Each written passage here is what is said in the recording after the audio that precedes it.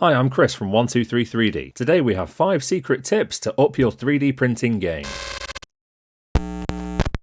These tips will help you produce cleaner and more consistent prints, or might just make your life that little bit easier. Let's dive in.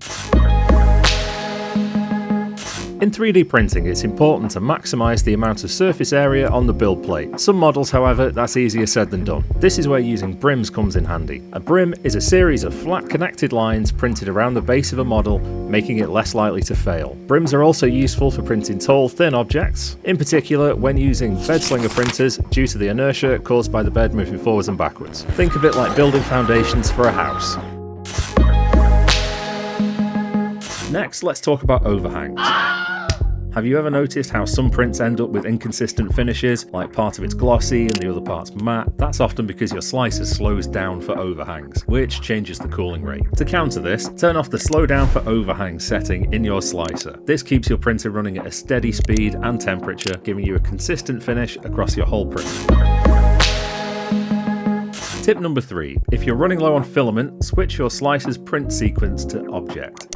Instead of printing all the layers across multiple models, this setting prints one complete object before moving on to the next. That way, if your filament runs out, you've still got a few finished pieces instead of a bunch of incomplete ones. It's a simple adjustment, but it can save you a ton of time and frustration. We checked, and this option is available in Orca, Prusa, Bamboo, and Creality slicers. Simply change the option, then click Arrange Models.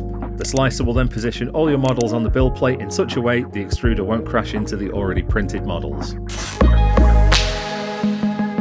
Tip 4 is all about supports. If you've ever struggled to remove supports without messing up your print, try using PETG as a support interface material when printing with PLA. PETG and PLA don't stick to each other for many reasons, predominantly having significantly different melting points and cooling rates, as well as different surface energies, meaning the molecular attraction between the two is very weak. Exactly the same as why oil and water don't mix. Basically, the supports pop off super easily. This is especially handy for prints with delicate or detailed areas where you need a clean, smooth surface after the supports are removed. It should be noted that to do this, you need a machine with multiple tool heads or a multi-material system. Let's talk about bed adhesion. We all know 3D lac helps your print stick to the bed during printing, but it also has other benefits that you might not know about. When applied to your build plate, the spray helps create a surface between your print and the build plate. Then, as the build plate and the print both cool down, the lac will weaken, releasing your print easily, meaning you don't have to pull your print off and risk damaging your model, try to scrape it off with a tool and risk ruining your build plate. Just let it cool and your print pops right off. We think 3D lac is a must-have for any 3D printer user. That's it. 5 tips to make your 3D printing experience smoother and your results even better. If you found this helpful, don't forget to like, subscribe, and check out our website 123 3D. Thank you for watching.